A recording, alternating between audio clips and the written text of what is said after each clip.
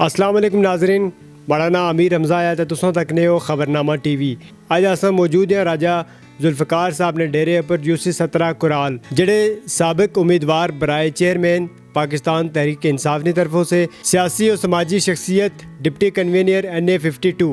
अस्सलाम वालेकुम सर। जी वालेकुम सलाम सर, बहुत शुक्रिया खबरनामा टीवी की टाइम दिता कि तुसा ने सियासी बसीरत क्या आखनी कि माशी हालात जेड़े पाकिस्तान ने ये ठीक हो सन या मजीद खराब हो सन। माशाअल्लाह जनाब जी, मुआशरे हालात जेड़े ना थोड़ी चीज़ है मतलब है कि अपोजिशन लीडर जो है मतलब है कि शिकत हूँ लाई है तो लिहाजा जेड़ा ना बेहतर हो सन मतलब है कि जो टाइम है सी असी मुश्किल ना निकल गया तो बाकी अल्लाह ताला बेहतर करसी कि जेड़े अगला दौर है जेड़े आ रहा ना तो इस विच बहुत अच्छे काम हो सन और मुआशी जेड़ा ना बड़ा दुरुस्त हो जाए सी। अच्छा, अपने यूसी ने हवाले नाल तुसा दसो कि तुसा अपनी यूसी विच यूसी 17 कुराल कितने कितने कम कराए आवाम ने फलाह बहबूद निकला क्या क्या तुसा इत्थे खिदमात सर अंजाम दित्तियां।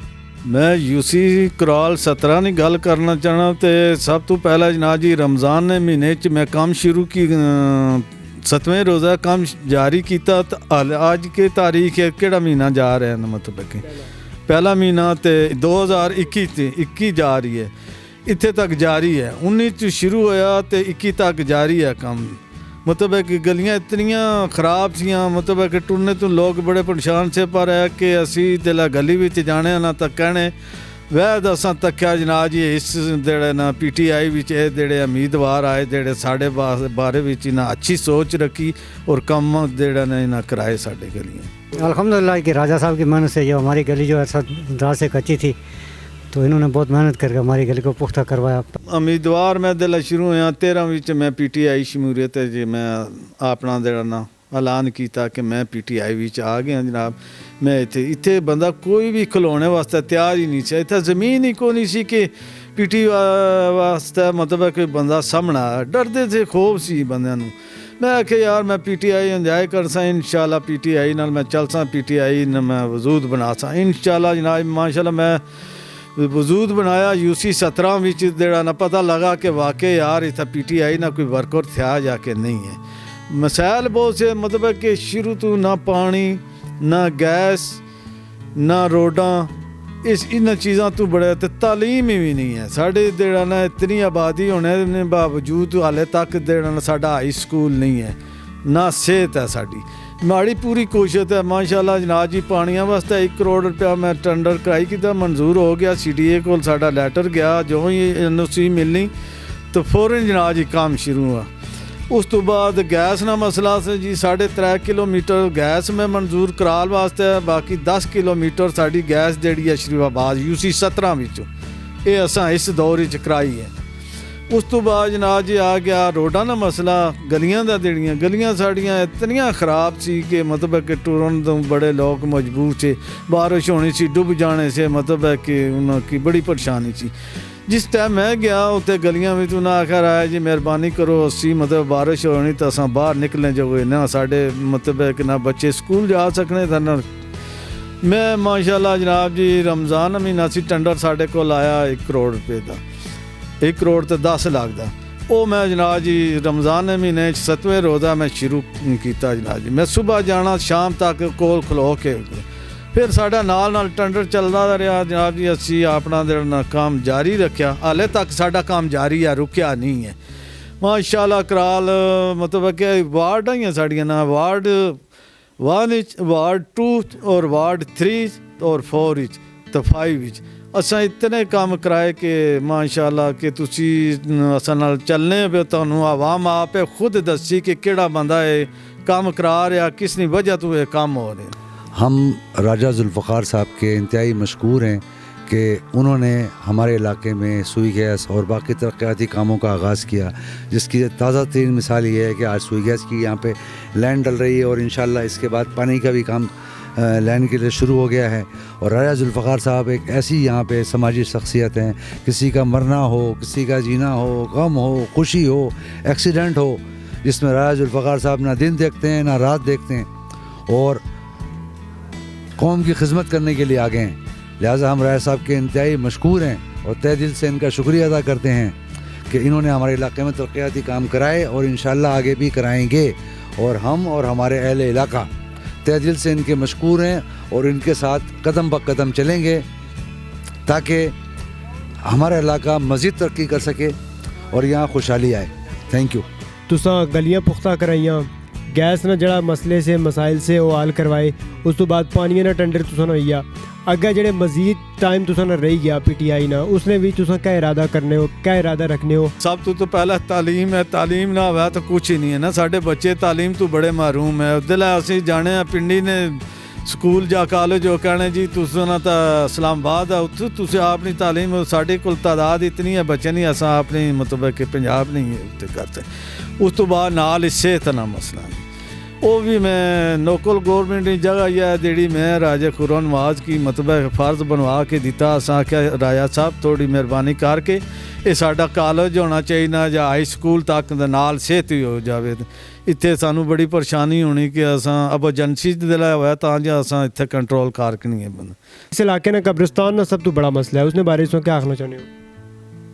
जी कब्रिस्तान तो साड़ा बहुत पुराना प्यो दादा साड़ा कम तो 150 साल 200 साल ना पुराना कब्रिस्तान है। ये साड़ा कब्रिस्तान है तकरीबन 38 कनाल है।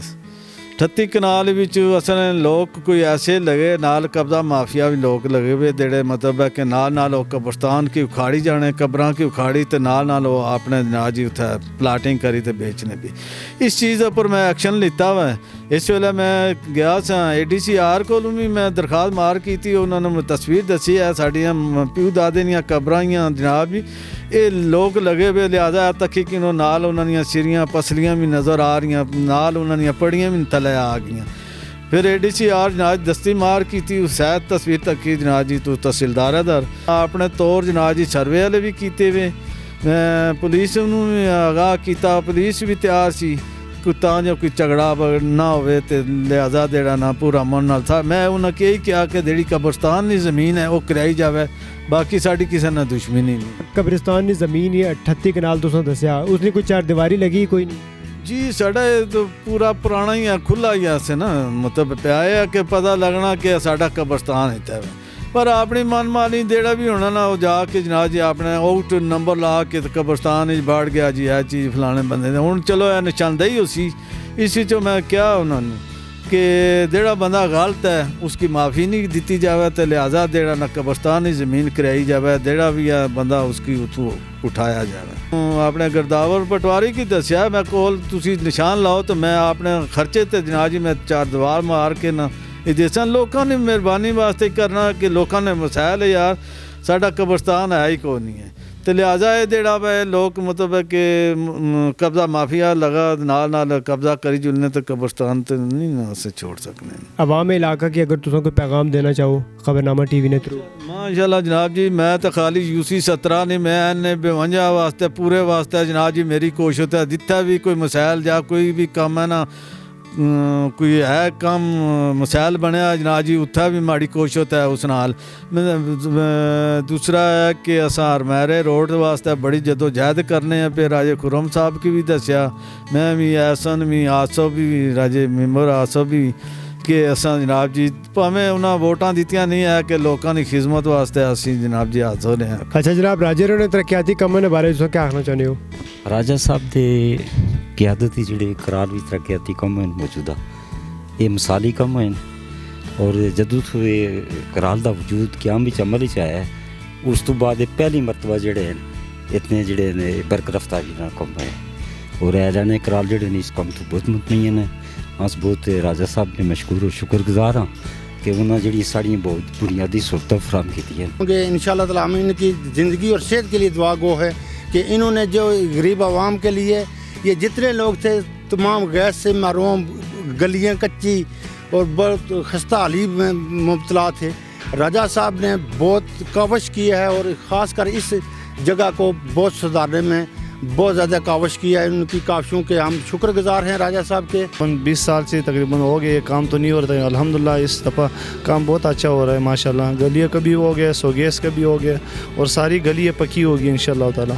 असल में यहाँ पे राजा साहब की खुसूसी काविशों से बहुत अच्छा काम हो रहा है और पहले यहाँ पे इतनी तरक्की नहीं थी, लेकिन ये तकरीबन ये जब से PTI की हुकूमत आई है फिर राजा साहब ने उन्हीं की रिस्पॉन्स से यहाँ पे ये गली मोहल्ले ये बहुत अच्छे कर दिए हैं, सिवलेज का निज़ाम, उसके बाद गलियाँ, और आपने देखा होगा पीछे भी काफ़ी अच्छा हो गया। और हमारे इस इलाके में भी ये गैस की बुनियाद अभी इन्होंने रखी है, बड़ी खुशी हुई है हमें, क्योंकि गैस ही बुनियादी चीज़ होती है जो घरेलू चीज़ में हम लोग इस्तेमाल करते हैं। यहाँ पे लोग बड़े परेशान थे इस वजह से, और एक खुसूसी राजा जुल्फ़कार साहब की वजह से यहाँ पे ये गैस आया है। हम इनके बहुत तहे दिल से शुक्रगुजार हैं। एक गली राजा जुल्फ़कार साहब और गैस लैंड बुआई जी, वो बहुत शुक्रिया। खुरम नवाज साहब और बहुत शुक्रिया। राजा शकील साहब और जी बहुत शुक्रिया, इन्होंने गैस लैंड बुआ दी ते अस महल्ले लिए बहुत मुतमिन हाँ, बहुत खुश हैं इन्होंने। पर इंशाअल्लाह ये हूँ मजीद थोड़ा फंड देन ते रास्ता बहुत ख़राब आ, कच्ची गली है ते असां इन्होंने बहुत शुक्रगुजार हाँ कि साढ़ा असां आन जान की बड़ी परेशानी है। गैस वाला तो कम हो गया, मगर ये बस गली पक्की होनी चाहिए नहीं। जनाब राय साहब का बड़ा शुक्रगुजार हैं हम लोग। हमारी गलियां बहुत ख़राब थी, यहाँ कीचड़ बहुत ज़्यादा था, बहुत परेशान थे हम लोग। इन्होंने बहुत काम करवाए, अल्लाह इन्हें ज़िंदगी दे। अच्छा इस तरह ना जी कि ये आबादी जेह्ड़ी ना गैस तो बड़ी महरूम सी, मतलब है कि 70 तो 75 का आ रहा है इस गली जे 800 फुट गली जेह्ड़ी है इसकी। ये मतलब है कि हूँ नवे टंडर जेह्ड़े 3.5 किलोमीटर असें कराई, उस विच शामल आई जिस विच राजे खुरम होरें साढ़े नाल मतलब है कि फंड च बड़ी अमदाद की है, जिसकी वजह तो ये गैस लैन पे है। मैं राजा जुल्फ़कार साहब से इतना मुतमिन हूँ और इतना खुश हूँ कि इन्होंने ये इतना बड़ा काम कराया है सुई गैस का, जो सोच से बाहर है, और मेरे पास कोई इनके लिए अल्फाज ही नहीं है, इतना बड़ा काम इन्होंने कराया। राजा साहब ने आने तो बाद बहुत अच्छे काम हुए, इस तो पहले कोई हालत नहीं सी बेहतर।